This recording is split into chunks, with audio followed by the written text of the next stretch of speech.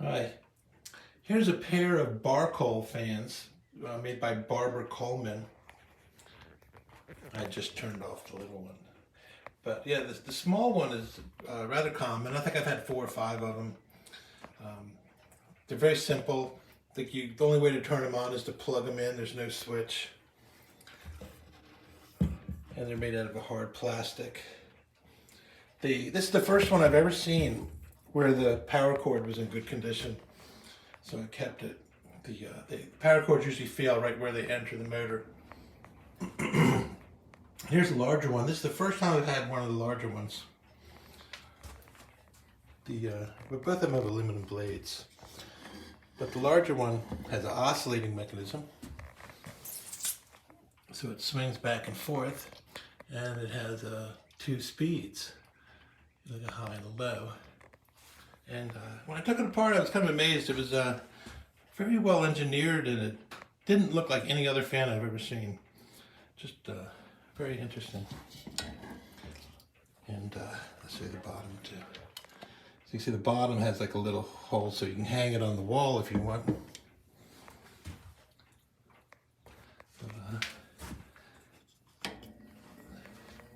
So there's the low speed.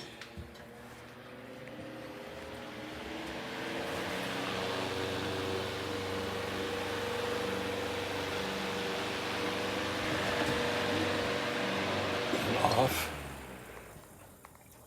And there's a knob right here that if you turn it, it raises and lowers a gear inside, and it makes it so it either oscillates or does not oscillate. So there's the off mode, and there's the on mode. So these Barcol fans are very nice. They're relatively easy to find, especially the small one. The small one's pretty easy to find. The large ones are, I think, much more rare. But yeah, they're definitely worth getting it. Like many fans, you have to take them apart and service them.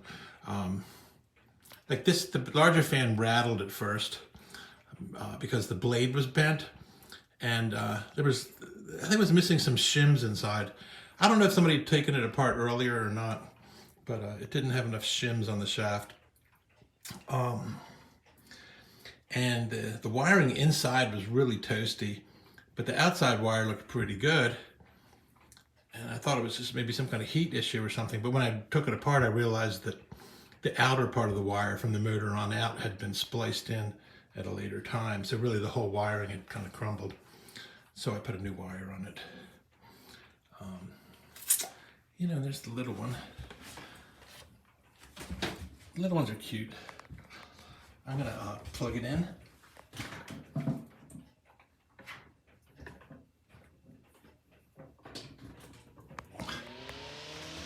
it goes.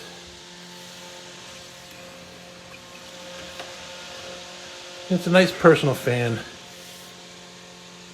It's just a good size.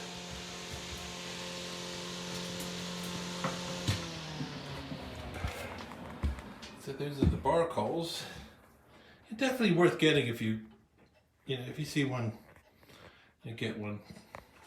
But definitely you have to take it apart and make sure the wiring is good. That seems to be their weak point. So this is Chestertown Electric. You can have a grand old Emerson 16-inch here. One of my favorites of all times.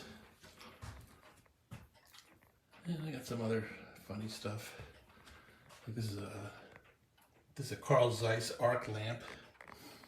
It's kind of interesting. It has a clockwork mechanism so that you can keep the carbon rods feeding into each other as they burn out. And here I've got a Dayton, 1910-ish Dayton Midge ceiling fan. I don't like the blades on it, or the insides really. I'm working on that. This is a Trojan, which is so the entry-level Emerson, but still a really fine fan. And I got a bunch of Nixie tube clocks and some old lights. Just various kind of old lights. So this is one of my favorites. It's a 1903 General Electric pancake that is just in superb condition. These things are really nice. I got telephones and different kinds of clocks and oddball stuff. Here's a 1920s Westinghouse baby sidewinder. It has brass blades that I made for it. And this is a DC Emerson. Got the ball motor. So it runs on 120 volt DC, 16 inch. That's actually a really nice fan. I got another carbon arc lamp and some oddballs stuff.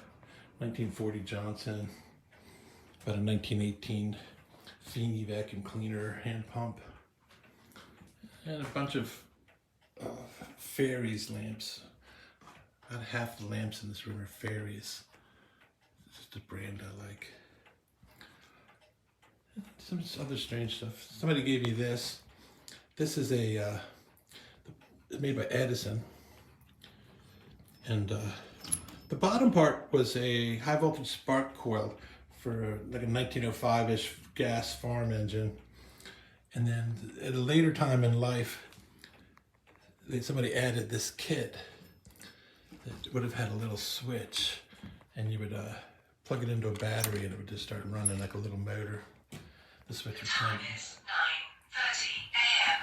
Oh, that's my talking clocks, these two. These are Nixie tube clocks that connect to your Wi-Fi. They're very nice.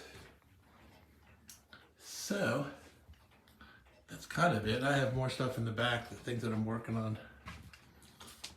I have ceiling fans that are just like my stock, and other fans and things that I'm working on. This I just got together.